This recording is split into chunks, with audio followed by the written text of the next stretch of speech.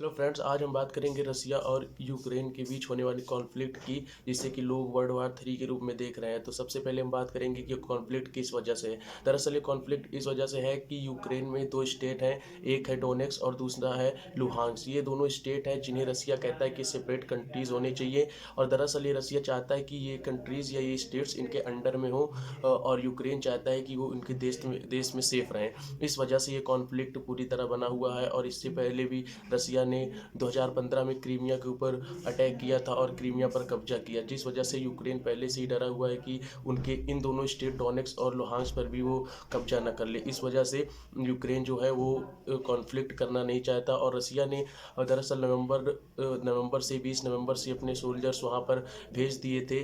But ये जा रहा है कि जब चाइना का बीजिंग ओलंपिक होने वाला था, तो चाइना ने इस वजह से मना किया था कि उनके बीजिंग ओलंपिक पर कोई इफेक्ट ना पड़े। इस वजह से रसिया कोई भी कॉन्फ्लिक्ट ना करे। और यूएसए ने एक बार कह दिया था कि 16 फरवरी को रसिया अटैक करेगा यूक्रेन पर रसिया यूएसए को गलत ठहराने के लिए उसने 16 फरवरी को कुछ नहीं किया, और उसने कहा कि जो यूएसए वो सिर्फ अफवाह फैलाता है और वो रसिया अपनी आर्मी वापस ले रहा है। लेकिन ऐसा नहीं था, रसिया अपनी आर्मी बढ़ाता गया वहाँ पर, और आज बात यहाँ तक आ गई है कि रसिया जो है यूक्रेन के ऊपर हमला करने के लिए तैयार है, और लोग उसे वर्ल्ड वार 3 के रूप में देख रहे हैं। लेकिन ऐसा करना इसलिए बहुत ही हार्मफुल है, क्योंकि कोई भी देश यूक्रेन की मदद नहीं करना चाहता, और अगर करे भी तो जो नोटा है वो करना चाहता है, पर वो सिर्फ हथियार देकर और कुछ इकोनॉमिकली सपोर्ट दे रहा है, लेकिन अपनी आर्मी सपोर्ट नहीं दे रहा। और कोई भी देश अभी भी यूक्रेन के सपोर्ट में नहीं आया है, क्योंकि रसिया बार बार कह रहा है कि अगर कोई भी देश यूक्रेन के सपोर्ट पर आएगा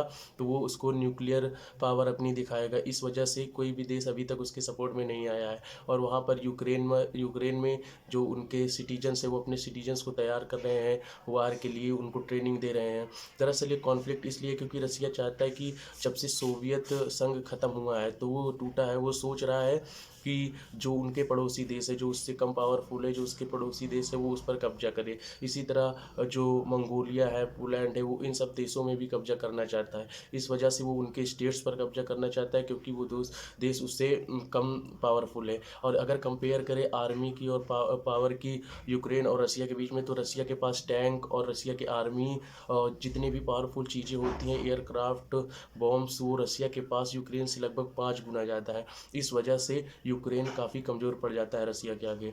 और रसिया किसी भी तरीके से कोई कंट्री अगर मदद करना चाहता है, वो उनको साफ कहता है कि अगर आप इनकी मदद करेंगे तो हम अपना न्यूक्लियर पावर यूज़ करेंगे। इस वजह से कोई भी देश अभी तक, हालांकि यूएसए ने कहा है कि अगर सभी देशों ने इनडायरेक्टली कहा है कि अगर रसिया यूक्रेन के ऊपर हमला करता है या कोई भी कॉन्फ्लिक्ट करता है तो इकोनॉमिकली उसको काफ़ी घाटा हो सकता है, और हम उसकी इकोनॉमिकली मदद नहीं करेंगे, उससे व्यापार नहीं करेंगे। इस वजह से रसिया थोड़ा सा दबा हुआ है, और अभी उसने वार की तरफ एग्रेसर नहीं किया है। लेकिन अगर ऐसा ही होता रहा जिस तरह से हम देख रहे हैं, तो ये डायरेक्टली शो कर रहा है कि वॉर हो सकती है और रसिया यूक्रेन पर हमला कर सकता है। और इससे देखिए 3 स्टेप ऐसे हो सकते हैं जिससे कि हम उन्हें रोक सकते हैं। पहला है कि दूसरे जो देश हैं उनकी आर्मी भेजें यूक्रेन के साथ खड़े होने के लिए और यूक्रेन को बचाएं।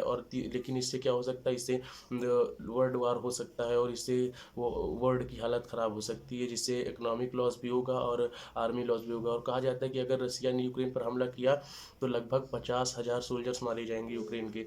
और दूसरा चीज़ है कि हम, या जो यूएसए या जो भी यूनाइटेड स्टेट्स हैं, उनको साथ बैठ करके और समझौता कराएं। लेकिन रसिया इस चीज़ पर राज़ी नहीं हुआ है। तो अभी तो ये कॉन्फ्लिक्ट चल रहा है और आगे भी चलता रहेगा जब तक कि इसका कोई कंक्लूज़न नहीं निकलता है।